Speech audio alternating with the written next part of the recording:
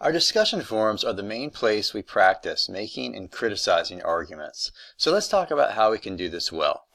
Let's say the discussion forum prompt is this: criticize Berkeley's argument for the existence of God. You need to read the prompt carefully. What does it tell you? It tells you that Berkeley made an argument for the existence of God, and that you have to criticize that argument. The first thing you need to do is make sure you actually understand Berkeley's argument for the existence of God. It must have been somewhere in the reading. Maybe you need to go back and review it. Chances are, if it's an important argument, I probably discussed it in the PowerPoints. Let me give you a partial, simplified version of Berkeley's argument just to illustrate. The sensory ideas in my mind are produced by some spirit, either me or another spirit.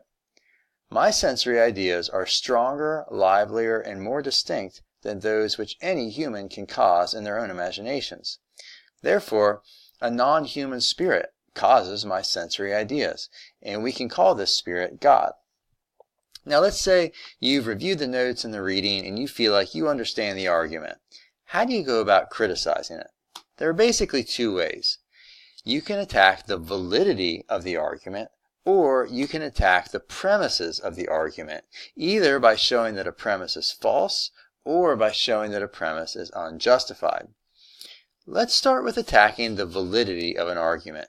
Now, for many arguments, you won't be able to attack their validity. Why? Because philosophers usually make valid arguments, but sometimes they slip up, and you can point that out. For example, you could attack our argument like this. Berkeley argues that since our sensory ideas are produced by a spirit, and they are not produced by a human spirit, then they must be produced by God. But just because our ideas are produced by a non-human spirit doesn't necessarily mean that they are produced by God. Maybe an evil demon is producing our sense perceptions, sort of like what Descartes imagined. When you attack the validity of an argument, give a counterexample that shows how the premises could be true while the conclusion is nevertheless false, like the evil demon in this example. The other option is to attack the premises of the argument. Like I said, there are two ways to do this, either by attacking the premise's truth or its justification. First, you can give some reason to think that one of the premises is false. For example, Berkeley says in premise 1 that our sensory ideas are produced by spirits, but modern brain science shows that that's false. Our sensory ideas are produced by electrochemical impulses in our brain, not by spirits. Again, I'm not endorsing this objection as correct, I'm just illustrating. Another way to attack a premise is to show that, even if it is possibly true, we have no reason to believe that it is true. For example, you might argue that Berkeley doesn't give us any reason to think that sensory ideas are caused by spirits rather than physical forces. So unless Berkeley has some other argument to convince me of premise 1, I don't have any reason to accept his conclusion. Now let me show you a couple of examples of responses to the prompt that fall short of the mark. First, I find Berkeley's proof for the existence of God to be very interesting. I would hate to say it, but I do not have much personal belief in a God. I would also like to say that after reading about how Berkeley looks at the existence of God, I think I may have a little more faith than before. What's wrong with this post? Well, notice that so far the person hasn't said anything about Berkeley's argument. They've only told us about themselves, which is definitely interesting, and I respect and appreciate their sharing this. But it doesn't respond to the prompt. Here's another attempt. There are certain ideas, like sense, that must have a cause, and they did not originate from our own conscience. So basically, the idea of sense cannot start off by using other ideas. Berkeley continues to say how complex these ideas can be, and the only explanation is God. So when I think about God from Berkeley's view, I feel like I have more faith and understanding of God's work. This is better because the person attempts to actually summarize Berkeley's argument. The problem is that the prompt didn't ask you to restate his argument. It didn't even ask you to agree or disagree with Berkeley's argument. It asked you to criticize the argument. Here are a couple other common mistakes that people make in their posts. First, they make dawn of time statements like this. X is a hotly debated issue which people have argued about since the dawn of time. Yes, I know everything in this class is controversial, but just get to the point. Second, they shrug their shoulders and say, well, everything's relative, like this. Some people believe in X and others don't, and no one is absolutely right or wrong about it. It depends on your personal perspective or experiences or upbringing or feelings. Look, either it's true that the earth is round, or it's false that the earth is round. It's one or the other, but not both and not neither.